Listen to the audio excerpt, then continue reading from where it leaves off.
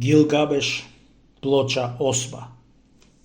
Штом првиот светло утрински зрак, Гилгабеш се приближи до постелата на пријателот.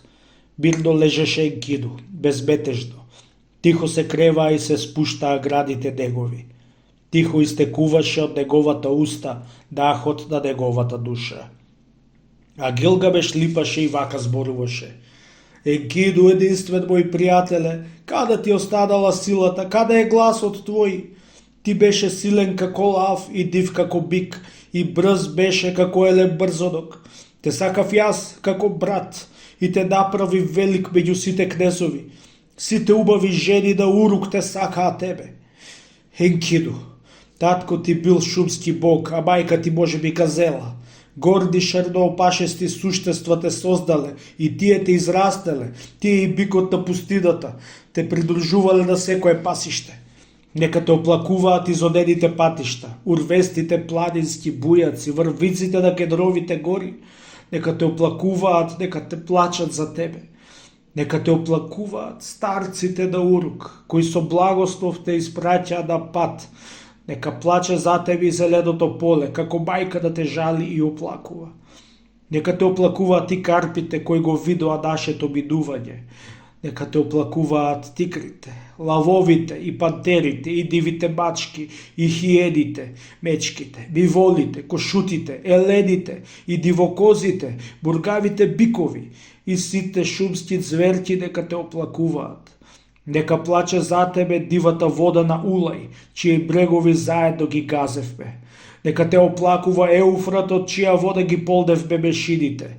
Нека те оплакуваат храбрите војни на прочуениот и утврден Урук. Тие видоа како го убивме страшниот бик. Нека те оплакуваат гласниците кои со своето име трчаа во Ериду. Нека плаче за тебе трската која по цел ден славата ти ја шепотеше. Нека те оплакува земјоделецот кој пченица ќе ти посади во твојот гроб. Нека те оплакуваат овчарите кои мас ќе ти стават под телото на погребот.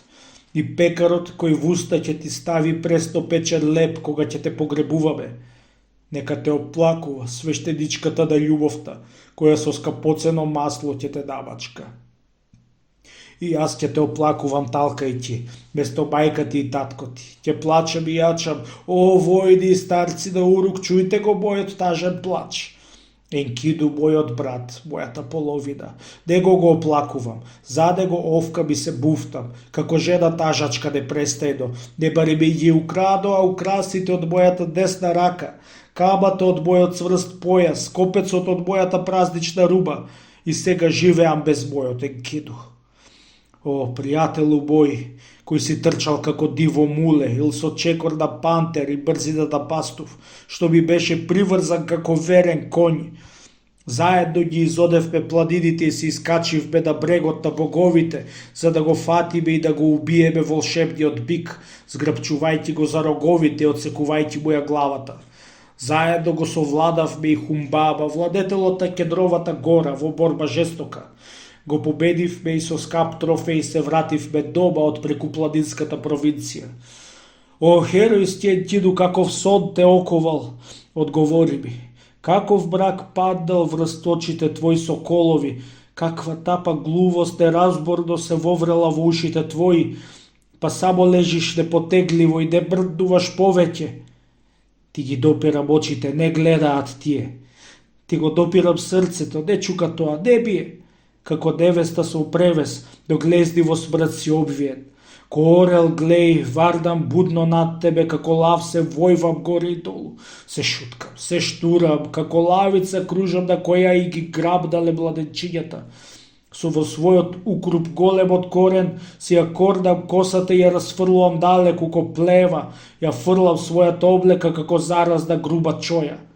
Слушнете ме, старци мене, за Енкиду плачам, јачам, јас за својот другар липам, викам, облеката си ја кидам како жените тажачки, со лак на работо, а од страна со секира, со сабја остра на појасот, а солзите ми течат како порој. О, чубу ми беа празничните рува, скапоцените украси, бисерите и чубу по бездоста и славата. Дојде еден ветер зол и однесе се. Во украсна постела, во пурпур и злато, торжествено идещо ќе те положам, за да се успокоиш во мир. Во сјаен престол од левата страна ќе те седнам за да се одмориш, да здивнеш. Кралевите земски ќе ти ги бакнуваат нозете, во служба ќе ти бидат сите народи. За тебе ќе тажат жителите на Урук, за тебе ќе тажи со срце парателно, безутешно јачење.